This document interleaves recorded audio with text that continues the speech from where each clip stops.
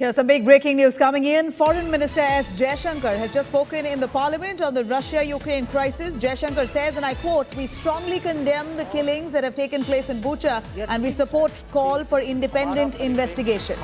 Now further on buying oil from Russia, Jaishankar says, "We too are deciding what's the best interest for our country. In a complex situation, every nation adopts policies that safeguard well-being of its population." Let's take a listen. Jaishankar speaking in the parliament. सदन के सामने बोल पाए। अब operation Ganga के बारे में सबसे पहले मैं ये एक किस्म से एम्फसाइज करना चाहता हूँ कि हमारा सबसे पहला इवैक्यूएशन था।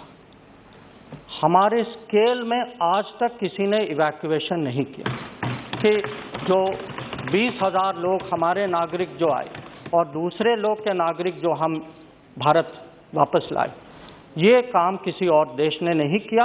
और मैं यह भी कह सकता हूँ कि जो बाकी विदेश मंत्री जिनसे मेरी बात होती है, वो तो कभी कभी यहाँ स्पीकर सर कुछ ही दिन पहले एक विदेश मंत्री आए, उन्होंने मुझे बहुत गर्व से कहा कि मैं 2 प्लेन यूक्रेन से लाया और मेरे से पूछा आपके प्लेन कितने आए, और वो हैरान थे जब मैंने कहा कि 90 प्लेन आए। तो और यह भी है कि बाकी देश जो हैं वो हमारा जो उदाहरण देख के एक किस्म से हम उनको प्रोत्साहित करते हैं। उनको लगता है कि भारत कर रहा है तो हमें भी हमारे साइड से ऐसा कुछ करना चाहिए। कल एडवाइजरी की बात हुई और बहुत लोगों ने इसमें, यह स्वाभाविक है कि लोग कहें ऐसे क्राइसिस में कि आपने जल्दी किया या नहीं किया, या आपको किसी और तरीके से करना चाहिए था, या आपके शब्द के प्रयोग में कुछ कमी रह गई।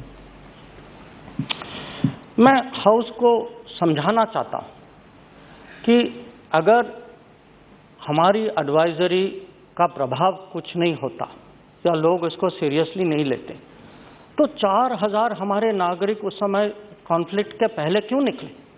वो इसीलिए निकले क्योंकि उनको समझ में आया कि एडवाइजरी का महत्व क्या था, कि हम हर रोज एडवाइजरी इशू नहीं करते। जब कोई किसी भी राजदूतावास का एडवाइजरी है कि जो नॉन एसेंशियल लोग जो हैं वो देश को छोड़ के घर वापस चले जाएं, तो लोग उसको मानते हैं। पर हाउस का पूछना कि सब लोग क्यों नहीं गए, ये भी स्वाभाविक है। और ये इसीलिए नहीं गए क्योंकि जब आप स्टूडेंट हैं, और एक ज़माने में हम सब स्टूडेंट थे, तो हम 20 साल के हैं, तो स्टूडेंट के मन में क्या होता है? स्टूडेंट सबसे पहले तो यूनिवर्सिटी से पूछते हैं, अपने दोस्तों से पूछते हैं, जो स्टूडेंट एडवाइज़र होते हैं, कंट्रैक्टर होते हैं, उनसे पूछते हैं, टेलीविज़न में देखते हैं, न्यूज़पेपर पढ़ते हैं। और उनको लगा एक कि अगर वो उस समय यूक्रेन छोड़ के भारत चले जाए तो कहीं उनका एजुकेशन डिस्टर्ब हो जाएगा, खराब हो जाएगा और उनको नुकसान पहुंचेगा। और ये फीलिंग इसीलिए हुआ कि बहुत सारे यूनिवर्सिटीज़ ने उस समय ऑनलाइन कोर्सेस देने से भी इनकार कर दिया। जैसे उदाहरण के तौर पे मैं आपको कह सकता हूँ कि कीव में एक यूनिवर्सिटी था, उन्होंने कहा कि हम तो ऑनलाइन पे कन्वर्ट ही नहीं कर सकते। ओडेसा में एक था, उन्होंने कहा कि हम 25 फरवरी तक ही दे सकते हैं ऑनलाइन। एक खार्किव में यूनिवर्सिटी था, उन्होंने राजदूतावास उनको फ़ोन करती रही, उन्होंने किसी को भेजा भी वहाँ, वो तो मिलने के लिए तैयार नहीं थे। और 2 यूनिवर्सिटी और थे, सुमी में और विनित्सा में, जहाँ हमारे विद्यार्थी काफ़ी संख्या में थे, और वो कह रहे थे कि हम ज़्यादा से ज़्यादा कुछ हफ्तों के लिए चला सकते हैं, पर हमारी राय है कि आप रुक जाओ, ये इतना सीरियस नहीं होगा। अब कल एक मेंबर ने हमें याद भी दिलाया कि इसी समय रिपोर्ट्स भी निकली कि रूस जो है अपनी फौजों को, उसके कुछ यूनिट्स को वापस ले जा रहा है। और मैं खुद एक बार मैं उस समय मॉनिटर भी कर रहा था, पर एक बार मैंने अपने लिए एक बार और चेक किया कि यूक्रेन की सरकार उस समय क्या कह रही थी। यूक्रेन की सरकार अपने देश, और हमारे स्टूडेंट्स उन्हीं के बीच में थे, उनको कह रही थी कि नहीं, ये आप पैनिक नहीं करो, आप इसमें कहीं कुछ हम लोग संभाल लेंगे। तो ओवरऑल सिग्नलिंग जो था, उन्होंने हमारे नागरिकों को, हमारे स्टूडेंट्स को सचमुच एक किस्म से दुविधा में डाल दिया, और इसीलिए 4000 लोग यूक्रेन छोड़ के आए और बाकी 18,000 लोग, उन्होंने कहा कि हम अभी रुक जाते हैं, देखते हैं कि हालात बिगड़ती है, सचमुच बिगड़ती है या नहीं। तो कल जो मैं संसद में जो सुन रहा था, क्राइसिस के बाद कहना कि सबको निकलना चाहिए था या हमको ऐसे कठोर शब्दों में समझाना चाहिए था कि सब डर के मारे निकल जाएं, ये मुझे लगता है कि स्टूडेंट्स की जो माइंडसेट जो है, उसको पहचानती नहीं है कि अगर हम सचमुच ग्राउंड के साथ जुड़े होते, अगर हम स्टूडेंट्स की जो मानसिकता को समझते, तो हमें ये दुविधा जो है ये भी समझनी चाहिए। ऑपरेशन गंगा के बारे में कल थोड़ी सी ये भी चर्चा नहीं, अजय रंजन जी, ये गलती नहीं थी, यही आपकी मेंटालिटी है कि आप गलती ढूंढते हैं। नहीं, क्षमा कीजिएगा स्पीकर, नहीं, स्पीकर महोदय,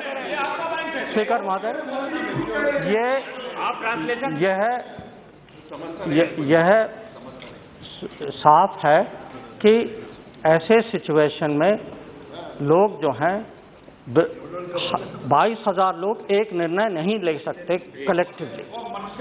हाँ, तो हाँ, अब यह भी कल चर्चा हुई कि ऑपरेशन गंगा इसमें क्या कोई स्पेशल, ये माने पहले वाले इवैक्यूएशन ऑपरेशन जैसे थी, इसमें कुछ अलग था। तो आखिर के स्पीकर जनरल वीके सिंह ने, मुझे लगा है कि बहुत माने ऑब्जेक्टिवली कहा कि हर ऑपरेशन जो है एक किस्म से यूनिक होती है। हाँ, और ये कंपेयर करना, क्योंकि कहीं युद्ध है, कहीं नहीं है, कहीं तनाव है, कहीं नहीं है, सिचुएशन कुछ और है, कहीं हमने फौज का इस्तेमाल किया है, कहीं सिविलियन एयर इंडिया का किया है। पर ऑपरेशन गंगा में के बारे में मैं ये कहूँगा, और मैं 45 साल के अनुभव से कह रहा हूँ कि जो सिचुएशन, जो चुनौती ऑपरेशन गंगा में थी, आज तक इस सिचुएशन में हमने इस संख्या में इतने नागरिकों को कभी नहीं मिला। इतना मैं विश्वास के साथ कह सकता हूँ। और चुनौती क्या थी? स्पीकर महोदय, आपको याद होगा कि 2015 में हमने ऑपरेशन राहत चलाया था यमन में। उस समय यमन में लड़ाई हो रही थी, पर प्रधानमंत्री ने सऊदी अरेबिया के राजा को फ़ोन करके उनसे एक युद्ध विराम कराया, ताकि हमारे प्लेन जाकर हमारे नागरिकों को वापस ले आए। इस समय लड़ाई जारी थी, युद्ध विराम करवाना बहुत मुश्किल था। अंत में हुआ, 2 शहरों में हुआ, ताकि हम अपने लोगों को निकाल पाए, पर ओवरऑल नहीं था। ओवरऑल लड़ाई चल रही थी, और वहाँ के नागरिक खुद देश से निकलने के चक्कर में थे कि जब ये ऑपरेशन गंगा चल रही थी, उस समय करीब 30 लाख यूक्रेन के नागरिक खुद यूक्रेन के बाहर निकलने की प्रयास कर रहे थे। दूसरी जो एक किस्म से खासियत थी इस operation. All right, that's Foreign Minister S. Jaishankar, who's speaking in the Parliament on the Russia-Ukraine crisis. In fact, on the killings in Bucha, Jaishankar condemns it, calling for an independent probe, and India stands by this probe.